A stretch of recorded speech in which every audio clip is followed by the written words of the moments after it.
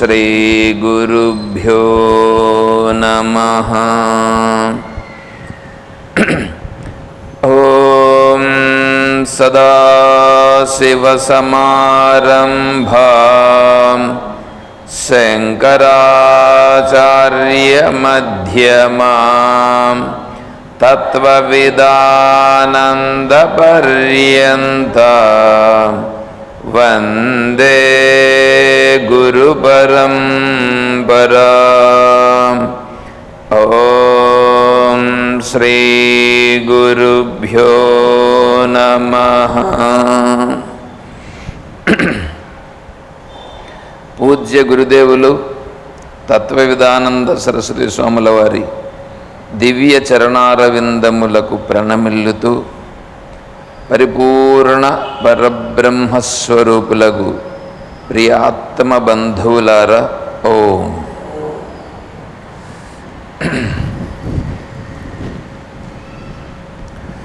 మనం స్తోత్రమంజరిలో విచారం చేసుకుంటున్నాం.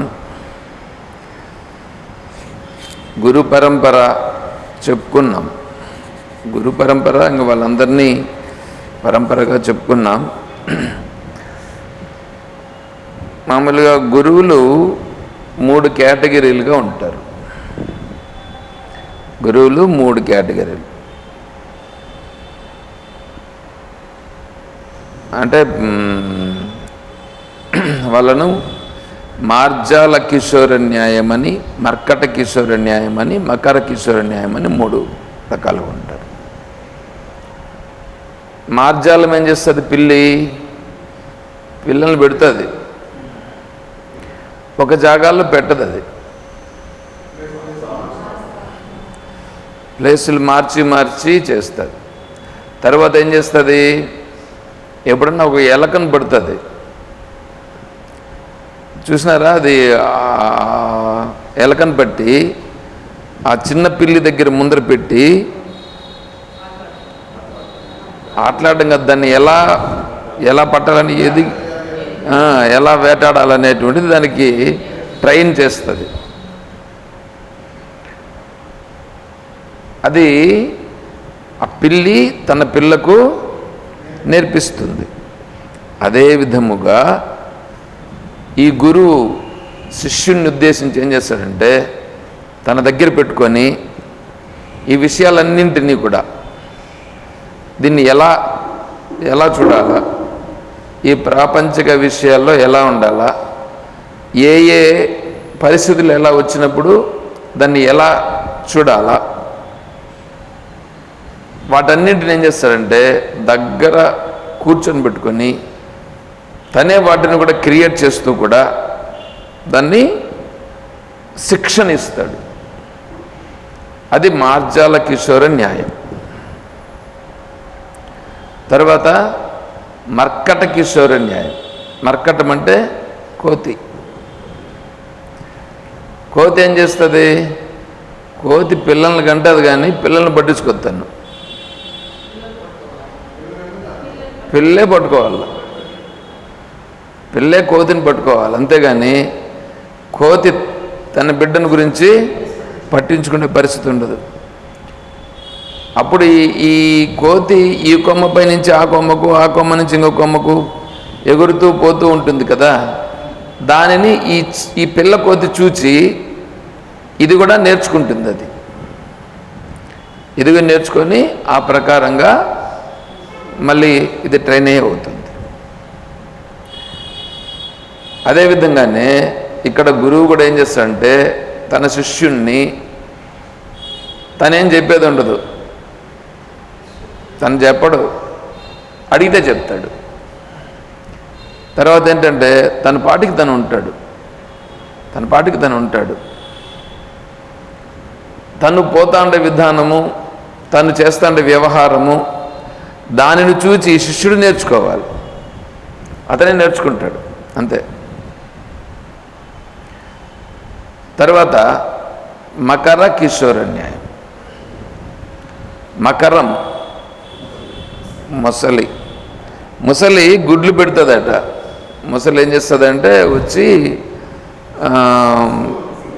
ఇసుక లోడి గుడ్లు పెట్టేస్తుంది, మర్చిపోతుంది. తర్వాత మళ్ళీ ఎప్పుడన్నా గుర్తొచ్చినప్పుడు ఆ గుడ్లను గురించి తను స్మరిస్తుందట.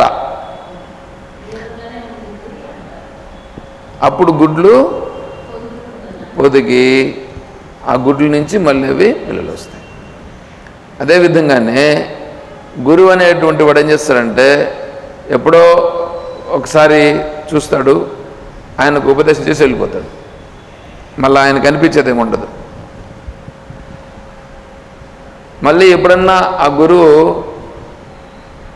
పలానా ప్రదేశంలో పలానా అతను ఉండాలి కదా, అతను బాగుపడాలని అక్కడ సంకల్పిస్తాడు. వీళ్ళిద్దరు ఇంకా వాళ్ళిద్దరు కలిసేదేముండదు. అట్లా శిక్షణ లేదు, ఏమీ లేదు. పోతా ఉండేటప్పుడు ఆయన దగ్గర ఏదో ఉపదేశం అని ఏదో అని తీసుకోవడం, వెళ్ళిపోవడం, అంతే. మళ్ళీ తర్వాత కలిసేది ఉండదు, ఏముండదు. ఇది మకర కిషోర న్యాయం. సహజంగా ఈ మార్జాల కిషోర న్యాయం అనేటువంటిది చాలా ఉత్కృష్టమైనటువంటి పద్ధతి. ఇటువంటి పద్ధతిలో గురువులు దొరకడం అని అంటే వాళ్ళ పూర్వజన్మ సంస్కారములో ఉంటే దొరుకుతారు ఇట్లాంటి వాళ్ళు, లేకపోతే దొరకరు. ఇప్పుడు మన స్వామీజీ ఏంటంటే వారు తిరుగుతూ ఉంటారు. మనం పోయినప్పుడు అంటే క్లాసెస్కి రమ్మంటారు, క్లాస్కి వెళ్తాం. వెళ్ళినప్పుడు నీట్గా చెప్తారు, బాగా అర్థం చేసుకోవచ్చు. మళ్ళీ మనం డౌట్లు ఉన్నటువంటివి వెళ్ళి స్వామీజీని మళ్ళీ అడగవచ్చు, అన్నీ చెప్తారు. తర్వాత మళ్ళీ మనకేమన్నా సందేహం ఏమైనా ఉంటే స్వామీజీని చెప్తారు. మనల్ని ఏ విధంగా స్వామీజీతో ఇంటరాక్షన్ కావాలనో దాన్ని స్వామీజీని చెప్తారు. చెప్పి ఆ ప్రకారంగా మనం ఫాలో అయిపోతే స్వామీజీ వాటికి పరిష్కారం చెప్తారు. ఇప్పుడు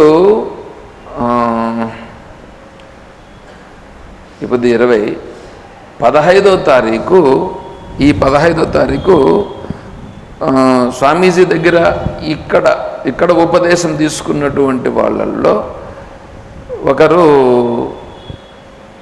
కృష్ణానంద స్వామి అని, వారు బెంగళూరులో శరీరాన్ని విడిచిపెట్టారు. స్వామీజీ ఏమో 11వ తారీఖే దీనికి వెళ్ళారు, అమెరికా వెళ్ళారు. ఇప్పుడు వీళ్ళు ఏం చేశారంటే సరే ఆ శరీరాన్ని డిస్పోజ్ చేసేదానికోసం గాను ఇక్కడున్నటువంటి స్వామీజీలను కాంటాక్ట్ అయ్యారు.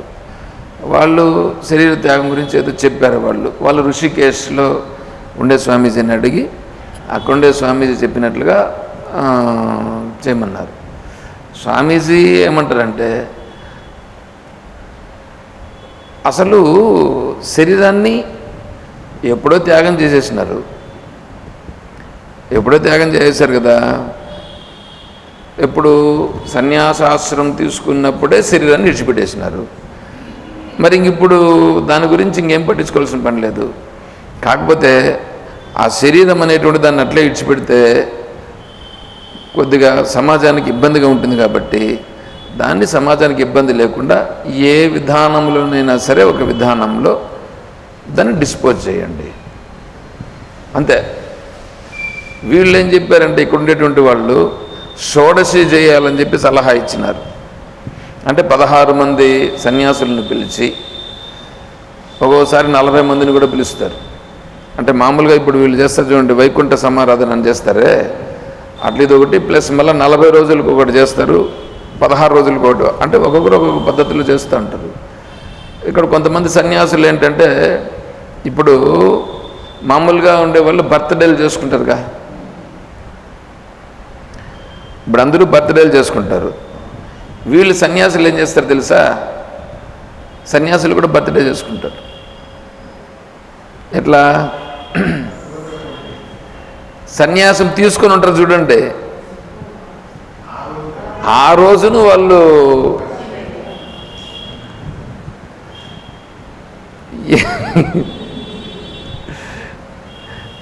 మళ్ళీ ఇంకొంతమంది ఏం చేస్తారంటే, ఎందుకంటే వేరే వాళ్ళని విమర్శించినట్లుగా ఉంటుంది, బాగుండదు.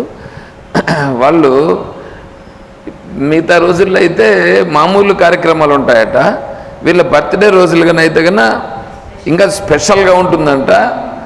స్పెషల్గా అందరూ సాధువులను పిలిచి నందు చేస్తారంట. చూడండి ఎట్లా ఉందో ఇది. అప్పుడు దేహాభిమానం ఉందా పోయిందా? ఫుల్గానే. చూడండి మరి వీళ్ళే ఇట్లా చేసుకుంటా ఉంటే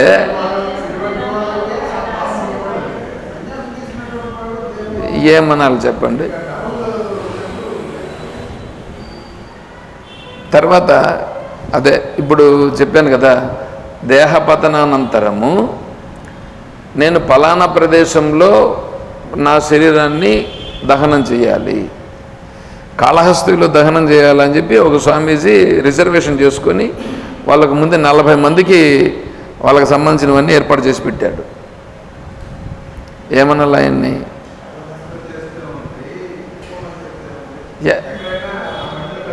కదా అట్లా ఉంటుంది. సరే ఇప్పుడు ఏం చేశారండి? సరే అని ఇప్పుడు ఈ స్వామీజీ దీనిపైన ఏమంటే, సరే స్వామీజీని అయిపోయింది. స్వామీజీ అయితే ఏమంటారంటే, ఇప్పుడు కట్టెలు దొరకడము, దాంట్లో కాల్చడము, బెస్ట్ మెథడ్ ఏమన్నాడంటే భూమిలో పూజ చేయాలి, జ్ఞానులను పూజ చేయాలి అని అంటారు. దానికి మనోళ్ళు ఇట్లా ఇట్లా కూర్చొని పెట్టినంత చేస్తారు సాధువుల్ని. ఎందుకు అట్లా అంటాడు? స్వామీజీ ఏమన్నారంటే, ఎందుకు కూర్చొని పెడతావు నువ్వు? అది శరీరం ఎట్లా పోయింది, దాన్ని అట్లాగే ఇడిచిపెట్టు, అట్లా ఇడిచిపెట్టు, అంతేగాని దాన్ని తీసుకొని వచ్చి ఇంకోటి ఏందో చేసి కూర్చొని పెట్టి ఆయన టెంకాయ కొట్టి ఇవంతా. ఆ టెంకాయ కొడితే టెంకాయ అన్న దెబ్బ తగిలి ఇక్కడి నుంచి కొద్దిగా రక్తం వస్తుంది అన్నమాట, ఏమన్నా ఉంటే. అంటే అప్పుడు వీళ్ళు ఏంటంటే ఇక్కడి నుంచి ఏందో జీవుడు బీనాడు అన్నట్లుగా వీళ్ళు క్రియేట్ చేసేదానికి, సహస్రారంలో నుంచి బీనాడు అన్నట్లుగా.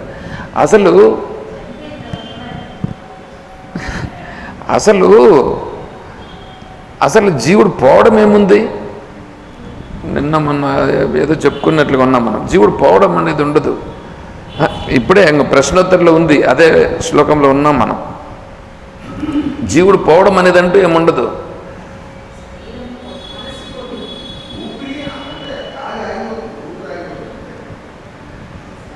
అది ఎక్కడికి పోతుంది?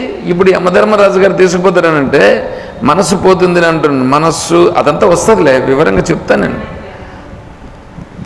జ్ఞానేంద్రియాలు, మనస్సు అవంతా కూడా వీళ్లకు శ్రోత్రం చక్షు స్పర్శనం చ రసనం ఘ్రాణమేవ అధిష్టాయ మనస్యాయం విషయాన్ని ఉపసేవతే అనేటువంటిది ఉత్క్రామంతం శతం వాపి భుంజానం వా గుణాన్వితం విమూఢ నానుపశ్యంతి పశ్యంతి జ్ఞాన చక్షుష. బాగానే ఉంది అదేమో, కానీ మరి జ్ఞాని అయిన తర్వాత శరీరంలో నుంచి విడిచిపెట్టేదేముంది? శరీరంలో నుంచి విడిచిపెట్టేదేం లేదు, ఇక్కడున్నది ఇక్కడే కలిసిపోతుంది అంతే. ఈ గాలి పోయేది ఆటికి పోవాలా? వీళ్ళేదా గాలి ఇన్నే కలిసిపోతుంది. మనస్సు ఇక్కడే కలిసిపోతుంది, మనస్సు ఆల్రెడీ కలిసిపోయింది. అదే వాక్కాయ చిత్తై సుఖదం దగ్గరుండాం. వాక్కాయ చిత్తై సుఖదం అనేటువంటి దగ్గర మనం విచారంలో ఉండాం. దాంట్లో ప్రయత్నం చేత సుధియా ప్రయత్నాత్, శరీరాన్ని విడిచిపెట్టేటప్పుడు ఎలా అనేటువంటి దాని గురించి అక్కడ ప్రశ్నోత్తరులు ఉదయం పూట చేస్తున్నాం కదా విచారణ. దాంట్లో వాక్కు కాయము చిత్తం ఎలా ఉంటాయి? సుఖదం, సుఖంగా ఉంటుంది అని అంటున్నాం.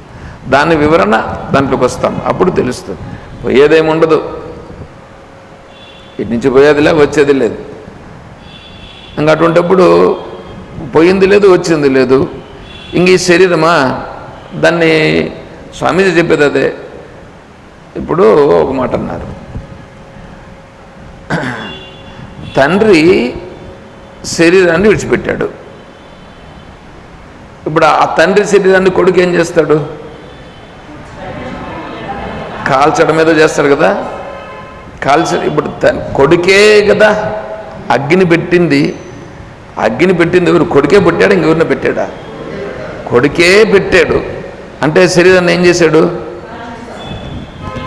కదా. ఇప్పుడు ఆడుండేది ఎవరు? ఆ శరీరాన్ని కాల్చాడు కదా. ఎవరిని కాల్చాడు?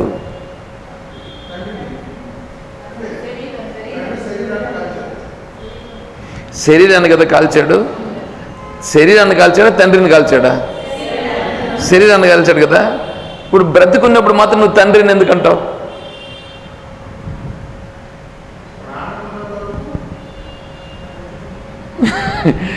సరే, నువ్వు తండ్రిని అంటున్నావు. ఇప్పుడు అప్పుడున్నది కూడా ఇదే శరీరం కదా. అంటే అప్పుడు తండ్రి అంటే వేరే కదా. ఇప్పుడు తండ్రి లేడు కదా ఆడ. ఒకవేళ నువ్వు ఆ శరీరాన్ని కాల్చి ఉంటే, తండ్రిని కన్నా కాల్చి ఉంటే, అప్పుడు నీకేం రావాలా? పితృహత్య దోషం రావాలా. తండ్రిని చంపిన దోషం రావాలి కదా. ఇప్పుడు పితృహత్య దోషం వస్తుందా కదా. మరి బ్రతుకున్నప్పుడు మాత్రం దాన్ని తండ్రి అని ఎందుకు అంటున్నావు?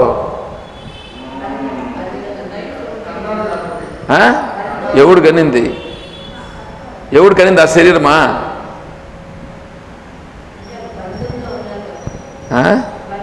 బంధమా? ఏడుంది బంధం?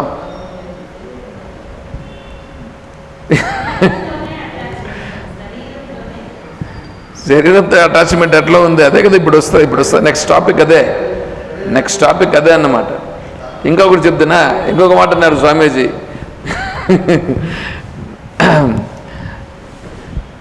మీరు బంధం అని ఏదంటున్నారో, ఇప్పుడు శరీరము నుంచి శరీరం పుట్టిందిగా.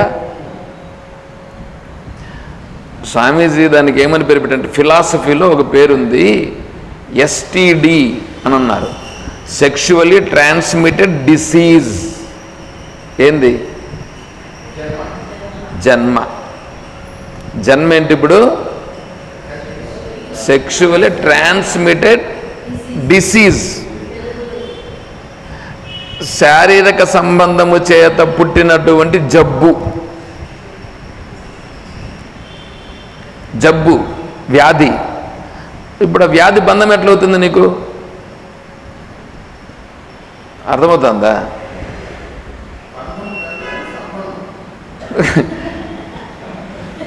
సంబంధమేవ బంధం, సంబంధం ఏవ బంధం. అంటే సంబంధమును నువ్వు పెట్టుకోవడమే బంధం. అర్థమేనా? సంబంధాన్ని పెట్టుకొని నువ్వు బంధం అని అంటున్నావు అంతే. సంబంధం లేదు అక్కడ. సంబంధం లేని దాన్ని నువ్వు సంబంధం అని అనుకుంటున్నావు, ఏర్పరచుకుంటున్నావు. అర్థమవుతుంది ఇప్పుడు ఇక్కడ చూడండి. కాబట్టి ఏంటి, ఇప్పుడు స్వామీజీ ఏమన్నారంటే, ఈ కొడుకుగా ఉన్నటువంటి అతను స్వామీజీని కలిసేదాని కొరకు, సరే మళ్ళీ మన స్వామీజీని అడిగితే, సరే స్వామీజీ ఫోన్ నెంబర్ ఇచ్చి వాట్సాప్ చేయమని చెప్పారు. స్వామీజీ ఇట్లుంది పరిస్థితి, దీన్ని ఏం చేయాలి అంటే, స్వామీజీ ఏం మెసేజ్ రిప్లై ఇచ్చారంటే, సరే మీరు కాల్ చేశారన్నారు కాబట్టి బూడిద ఉందిగా, దాన్ని ఏమంటారు, చితాభస్మం. ఆ చితాభస్మాన్ని తీసుకుని వెళ్ళి నదిలో కలిపేయండి. నదిలోనో లేదా పక్కలో సముద్రం ఏది ఉంటే దాంట్లో కలిపేయండి. స్వామి ఇది రోజు 4వ రోజు స్వామీజీ, ఏ రోజు కలపమంటారని పెట్టినారు. ఏ రోజా? ఇప్పుడే కలిపేయి, లేట్ ఎందుకు? హరే రామ చాంట్ చేస్తూ కలిపేసాయి. స్వామీజీ మేము ఇంక వేరే ఏమన్నా చేయాలనా? ఏమీ చేయాల్సిన పని లేదు. ఎట్లుందండి ఇది ప్రొసీజర్. అదే మిగతా వాళ్ళని చూడండి, ఎన్ని చేస్తారంటే,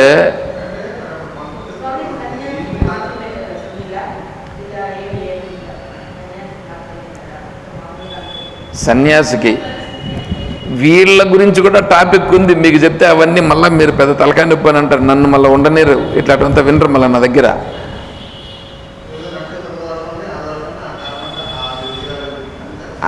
అవన్నీ ఏం లేవు, ఇచ్చిపెట్టాలి. మనస్సు ఉంటేనే అవన్నీ ఉండేది, మనసే లేదు ఇంకేముంది.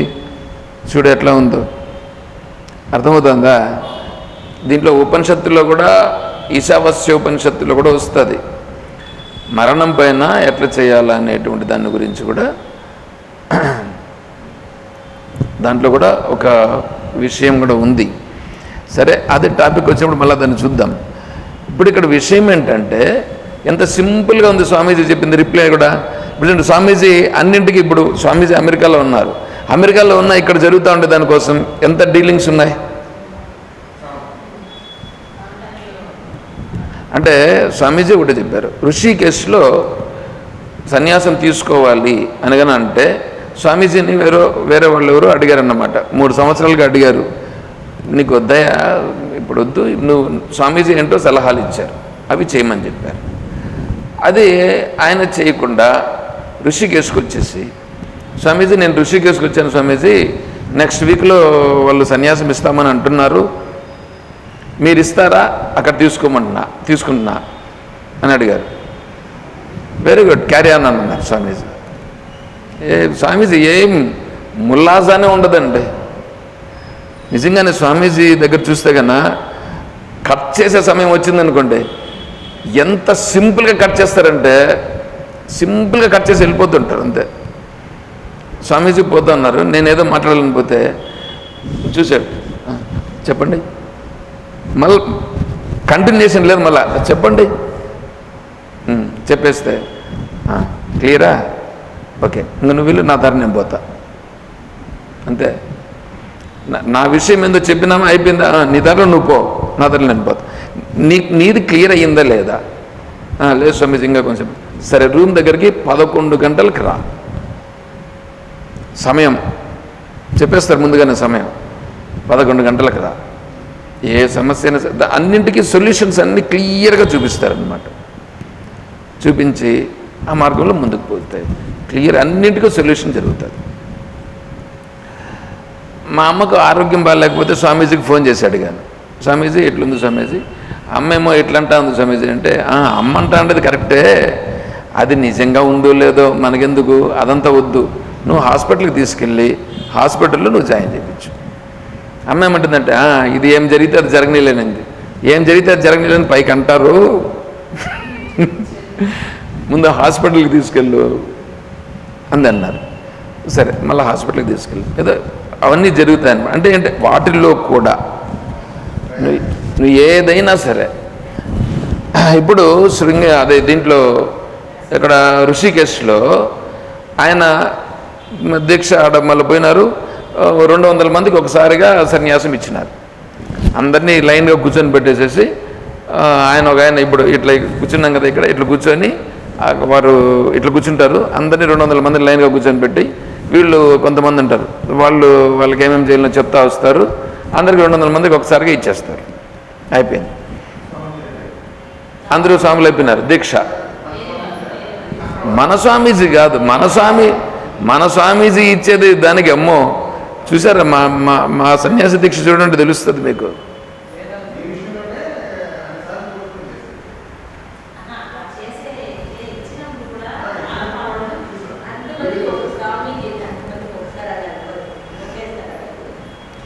ఇచ్చినారు కదా, ఋషికేశ్లో ఇస్తారు.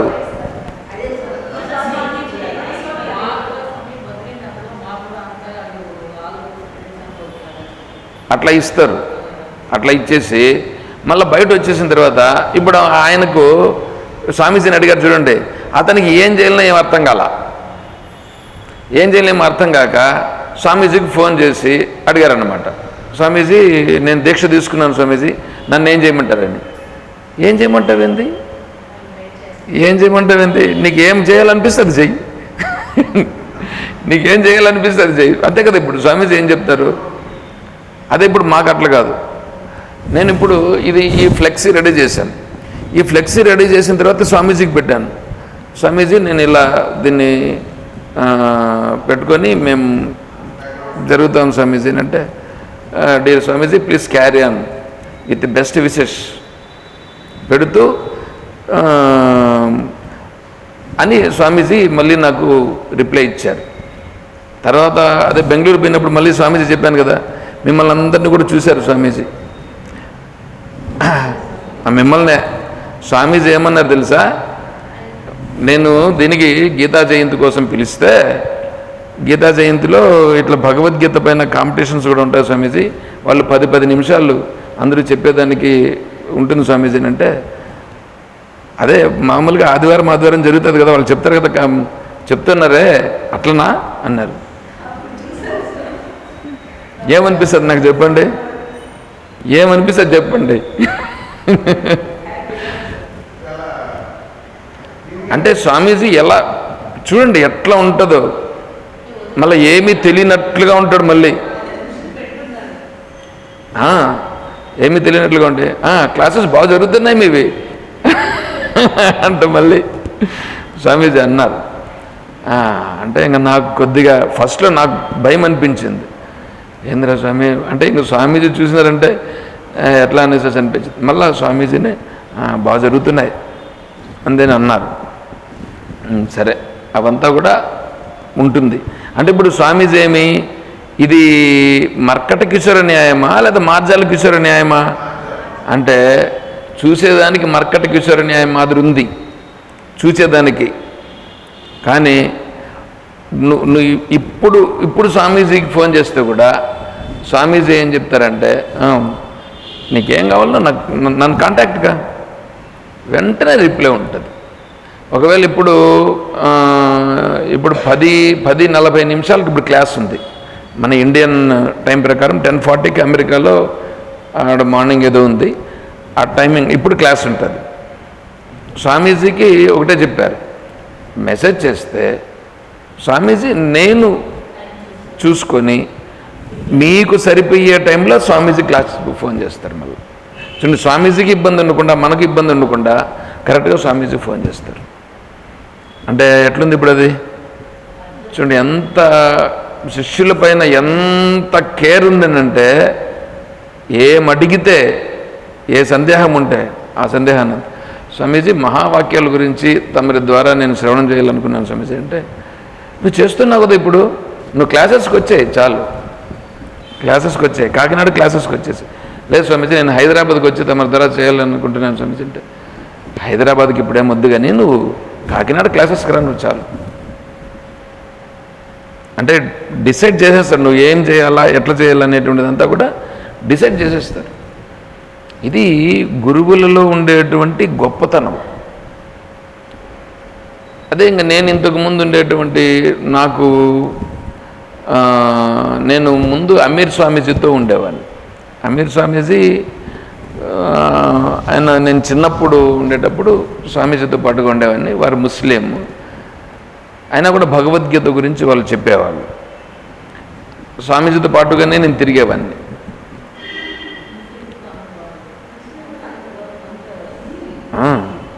బాగా చెప్తాడు. విద్యానందగిరి స్వాముల వారి దగ్గర వ్యాసాశ్రమంలో విద్యానందగిరి స్వాముల వారి వద్ద